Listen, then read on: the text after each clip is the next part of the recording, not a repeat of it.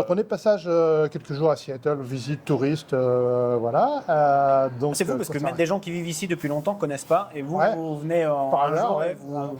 Non, c'est une vous belle arrêtez. ville, Seattle. Une belle ville, faut visiter. Vraiment, c'est une.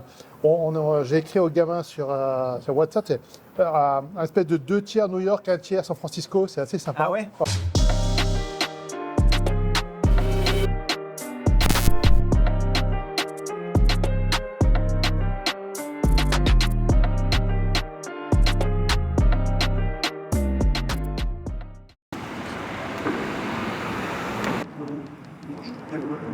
Salut à tous, bienvenue sur une nouvelle vidéo sur ma chaîne YouTube. Ça fait plusieurs fois que j'en parle dans les autres vidéos, même si la chaîne vient de commencer il y a peu de temps. Il y a un peu plus d'un an, un an et demi, on a ouvert un magasin avec les French Guys, donc avec l'entreprise que j'ai créée avec Thibaut.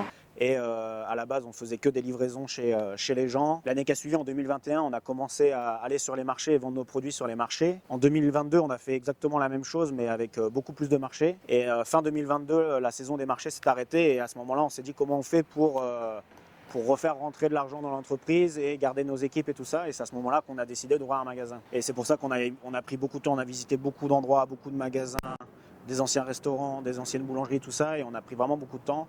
Et on s'est installé dans le quartier qui s'appelle Capitol Hill, un quartier assez populaire à Seattle, qui réunit en fait la vibe un peu jeune, les gens qui sortent et tout ça. Et dans une autre partie du quartier où on est, derrière, c'est très résidentiel.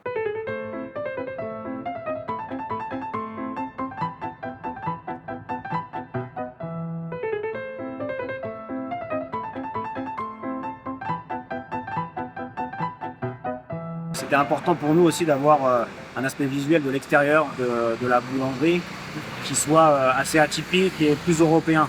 Ce genre de bâtiment qu'on a derrière, c'est assez rare d'en trouver. On a vraiment été touché par ce que dégage le bâtiment. Dans un bâtiment un peu à l'ancienne en France qu'on pourrait retrouver dans des rues pavées qu'on a chez nous en France, dans les petits villages. Et on a choisi un endroit qui était assez petit, ça fait 60 mètres carrés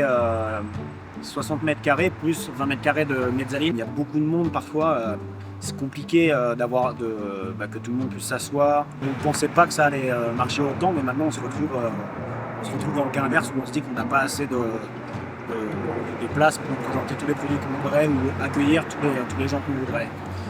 Donc par la suite, on va sûrement essayer de trouver des endroits qui sont quand même légèrement plus grands. Mais en tout cas, celui-ci est plus petit. Pour notre premier, ça nous permettait aussi de ne pas payer un loyer qui était trop élevé. On préférait faire des erreurs sur une plus petite location, un plus petit endroit, qu'avoir un endroit énorme avec beaucoup de place et qu'on puisse pas... No, no te van a dejar, espérate. Apparemment, il n'a pas de place de parking, monsieur.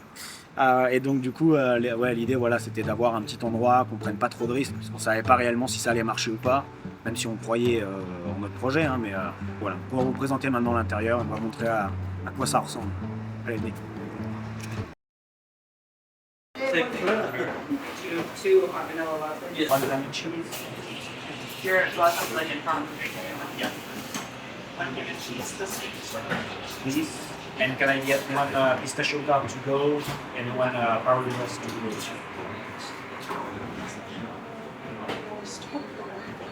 go? Donc du coup, comment vous avez trouvé On passait devant, très clairement. Thank you very On much. passait devant, on cherchait un café.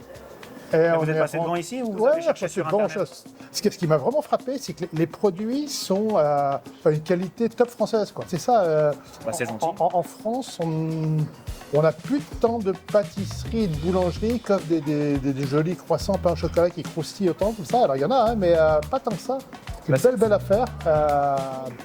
C'est gentil Ouais, de vous arrêter. En tout cas. Sympa. C'est une belle.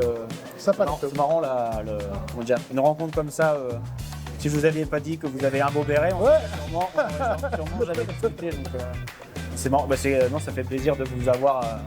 Les Kouign-Amann, les trucs de Bordeaux, là, j'ai oublié le Les nom. 4V. Les 4V. Et donc du coup vous êtes de passage.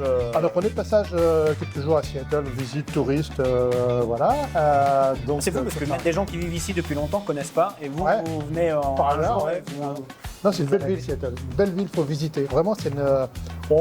J'ai écrit aux gamins sur WhatsApp, c'est un espèce de 2 tiers New York, 1 tiers San Francisco. C'est assez sympa. Ah ouais? Ouais, on le voit comme ça. Nous, Ouais, non, mais c'est vrai des qu'il y a... buildings avec une architecture complètement folle. Des quartiers comme ça qui sont pas loin de San Francisco, en fait. Les buttes comme ça qui montent, qui descendent. Ça a un côté mélange des deux, sympa. Non, mais c'est cool, ça fait plaisir. Belle ville. Non, puis une belle boutique, bravo. Franchement, une belle boutique. Mais bah, c'est gentil, ça fait plaisir. C'est Ok. chaud au cœur. Allez, merci beaucoup. Bonne journée. L'idée, en gros, c'était pour la décoration, c'était vraiment d'essayer de représenter quelque chose d'assez classe, haut de gamme, un peu sympa, avec des liserés dorés, un peu des tables en marbre et tout ça, ce qu'on connaît dans les cafés, les boulangeries françaises, mais en essayant d'amener une touche un peu plus jeune, moderne, avec des tableaux. Il y a de la couleur, il y a des gros mots marqués en français, on a un tableau avec Joe Star. Vraiment d'essayer d'amener aussi un peu notre identité à Thibaut et à moi. On est tous les deux, on a tous les deux la trentaine, et c'était vraiment d'essayer d'amener les gens dans notre atmosphère, toujours en essayant de proposer quelque chose de qualité et quelque chose sur lequel les gens pouvaient un petit peu s'attacher, de la culture française. Donc l'idée, c'était vraiment pas de mettre Paris en amont, comme il y a beaucoup d'entreprises qui le font, parce que il n'y a aucun de nous deux qui est de Paris. Thibaut est de Bretagne et moi je suis d'à côté d'Orléans. On aime vraiment l'idée de représenter la France en entièreté, et c'est vraiment d'essayer de mélanger tout ça, en fait, la culture, notre identité, et toujours ce gage de qualité qu'on représente avec notre art culinaire français. Et c'est vraiment ça l'idée, et ça a vraiment été apprécié. Donc ce magasin, c'est le premier. Donc après, par la suite, on a repensé à d'autres décors qu'on pourrait faire dans le futur. Mais vraiment, les gens sont vraiment appropriés, en fait, cette identité visuelle qu'on a dans ce magasin. Et ça nous donne, en fait, beaucoup d'outils pour les prochains magasins, quand on va se mettre à décorer et à penser à comment les présenter, tout ça. On va vraiment utiliser ce qu'on a fait ici pour le reproduire dans le futur, et d'attacher toutes ces valeurs dans les endroits dans lesquels on va vendre nos produits. On a signé le lease, donc le bail de location avec le propriétaire de ce grand bâtiment. Parce que c'est pas les...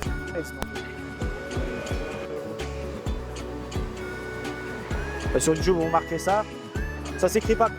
Normalement, Renault, c'est comme le chanteur. C'est que je l'ai transformé comme ça parce que les Américains n'arrivent pas à le faire. Donc The French Guys. À côté, c'est un autre. C'est très bon. Hein. Ah, merci beaucoup. On les fait toutes un peu et c'est vrai. À bientôt, merci beaucoup. Vous connaissez la Paris? J'ai travaillé avec eux. Voilà, c'est là qu'on allait avant. Ok. I'm glad you guys like it. It's nice. This guy can eat croissants all day long. That's dangerous. I know. I have this. You got the ham and cheese, il y a cannelé, dans les cannelés on a tout acheté, la brioche, le croissant. Ah, top. C'est gentil. Paris-Brest. Oh, Paris-Brest is really good. So we hired the French pastry chef. Is really, really good. Yeah. Where are you from? So I'm from France, in Orléans. Orléans, oui. Yeah. And the pastry chef is from Toulouse. D'accord. But he arrived like 3 months ago. So from the last 3 months, we increased the Right. different patisserie. You opened last year. Oh, bien. Bienvenue. Merci beaucoup. Merci, bonne journée. You have a good day. Wow. What's the time? Je sais plus ce que je disais moi. Du coup, je parlais quoi? Oui, les éléments factuels donc. On a en 2022, on s'est mis à chercher assez intensément un local, un endroit, un magasin à reprendre. Ça nous a mis beaucoup de temps à trouver. Et ce local est arrivé sur le marché en juillet, je crois, 2022, et on a déjà sauté dessus. C'est un peu une prime location. Il y a beaucoup de gens qui étaient intéressés par cet endroit. Mais le propriétaire était assez picky. Il voulait vraiment un business qui représente bien le building, en fait. Et c'est là où nous, on avait un vrai avantage en ayant des produits très traditionnels français. On voulait vraiment ramener ça dans le building. Et en plus, il n'y a pas de boulangerie aux alentours. Et donc, du coup, on a signé le lease en novembre 2022. Ça nous a mis à peu près 2 mois de négociation avec le propriétaire parce qu'il faut tout négocier. Aux États-Unis, il y a vraiment tout qui se négocie. J'ai pas ouvert de magasin en France, donc je sais pas comment ça se négocie, mais ici il y a vraiment tout qui est négociable. On peut enlever des lignes, rajouter des lignes, vraiment mettre tout dans le lease. Il n'y a pas trop de règles.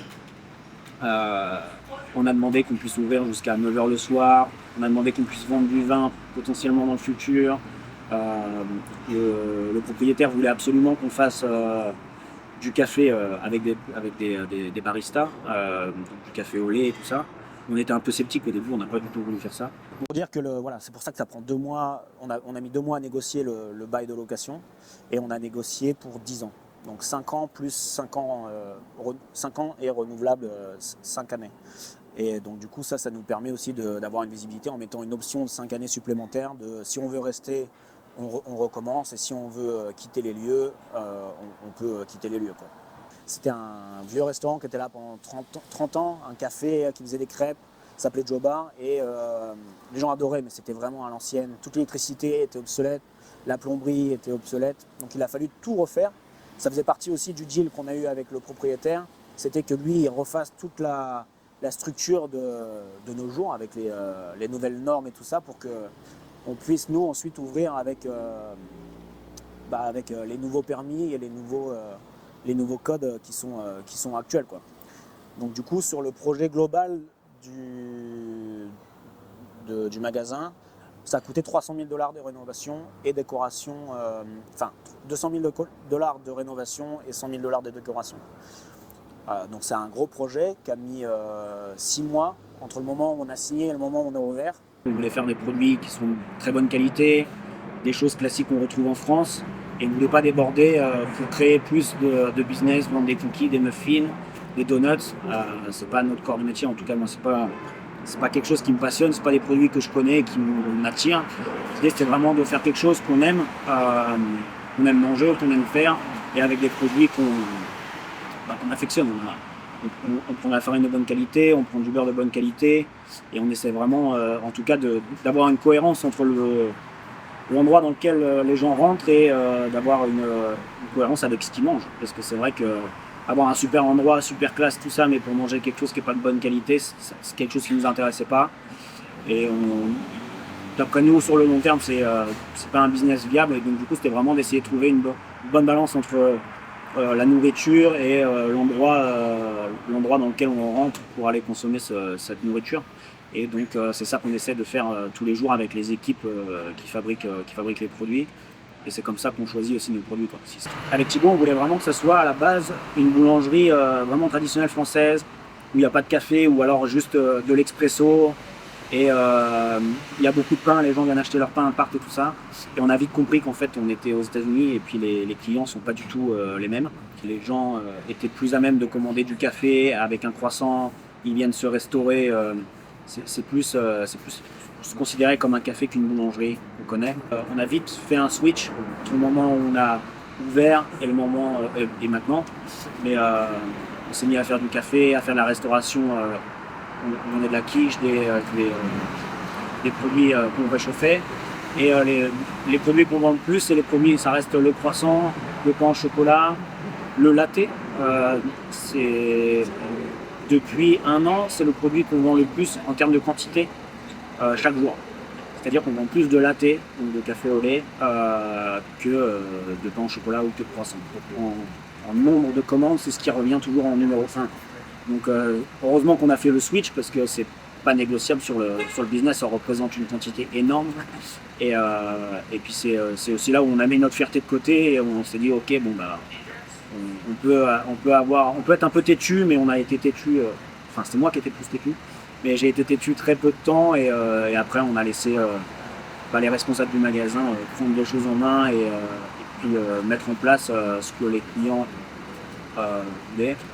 Et puis voilà, donc on reste encore traditionnel dans le sens où on propose des Queen Amman, c'est très français, on propose des cannelés, c'est très français, les madeleines pareil, les croissants, les baguettes, du pain au levain. C'est vraiment ça qu'on essaie de représenter avec la culture qui va avec. Et c'est parce que c'est ce qu'on fait de mieux, c'est ce qu'on connaît. Je crois qu'on a abordé un petit peu tout ce qu'on voulait sur ce premier magasin. Encore une fois, n'hésitez pas à poser des questions si vous avez des choses sur lesquelles vous voulez échanger ou vous voulez qu'on aborde la prochaine fois avec Lionel. Et je vous dis à bientôt. Donc voilà, keep it easy, keep it tasty. Ciao. T'avais déjà dit merci pour les 100 abonnés dans la dernière vidéo ou Non. Ah ouais, 100 abonnés. Tu sais que la dernière vidéo a été vue 1500 fois, 1200 fois, 1300 fois. Je sais pas, je trouvais ça énorme. Donc ouais, il y a 1500 personnes qui ont regardé la vidéo, il n'y a que 100 abonnés. Alors c'est très bien 100, c'est très bien 100, mais je sais qu'on peut faire beaucoup mieux. Je pense qu'avant la fin de l'année, on peut arriver à 500 si on se débrouille bien. Si on est un peu téméraire, je pense que si on va les chercher, on peut arriver à 500. Partagez, faites-nous arriver à 500 abonnés avec Lionel. Ce serait trop refait en vrai. lui, il est... Non, il est pas abonné, il s'en fout lui. Tiens, be 6, please. Just one? Thank you.